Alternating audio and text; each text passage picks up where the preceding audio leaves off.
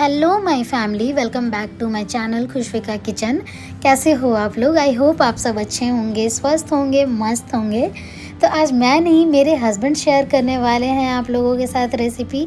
अक्सर हमेशा मैं शेयर करती हूँ, आज मेरे हस्बैंड कर रहे हैं। एंड ये वीडियो ना मेरे लिए बहुत ही स्पेशल है क्योंकि आज उन्होंने मेरे लिए कुक किया है खाना। तो सीरियसली गाइज मेरे लिए बहुत ज़्यादा ही स्पेशल है।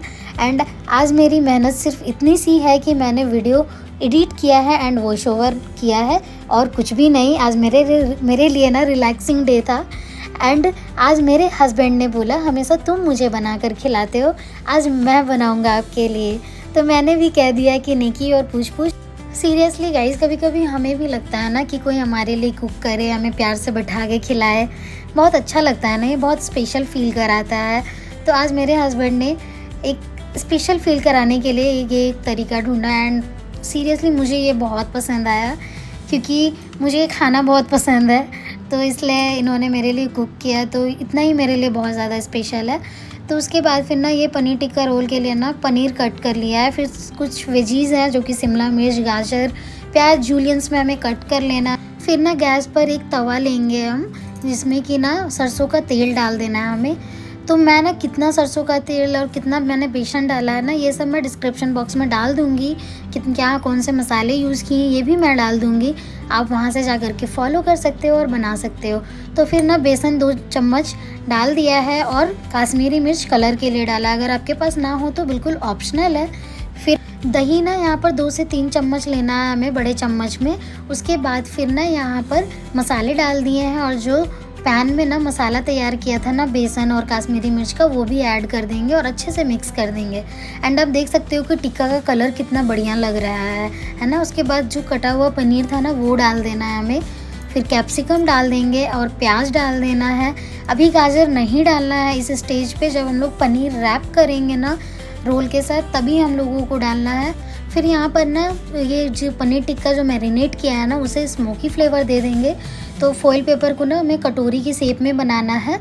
उसके बाद फिर ना चारकोल को अच्छे से हीट करना है हमें गैस के फ्लेम में। उसके बाद हल्का सा ऑयल देके इसे ढक देना है।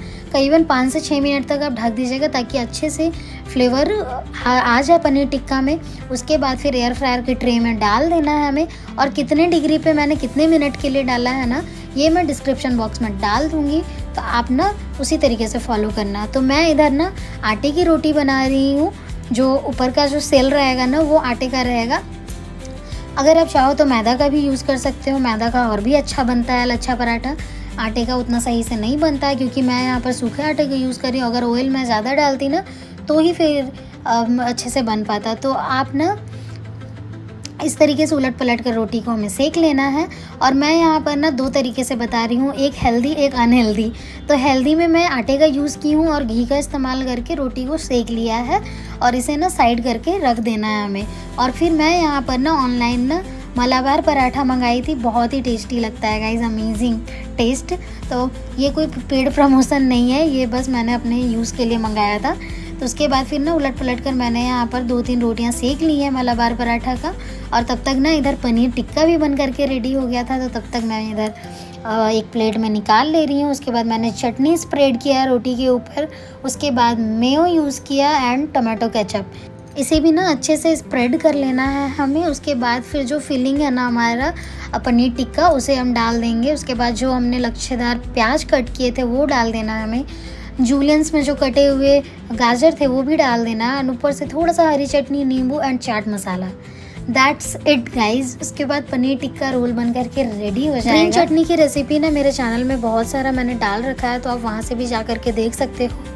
एंड सीरियसली गाइज मार्केट से भी ज़्यादा बेटर आज घर पर बनी थी। एंड मेरे पति ने आज मेरा दिन बना दिया। एंड इतना एफर्ट्स डालने के लिए थैंक यू सो मच पति देव।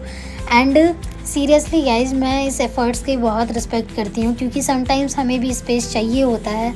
आप लोग भी कमेंट बॉक्स में ज़रूर से बताना। एंड बहुत ही टेस्टी बनी थी, आप लोग मेरा रिएक्शन देख सकते हो। And thank you so much guys for your love and support. Keep watching, keep loving, bye bye, take care.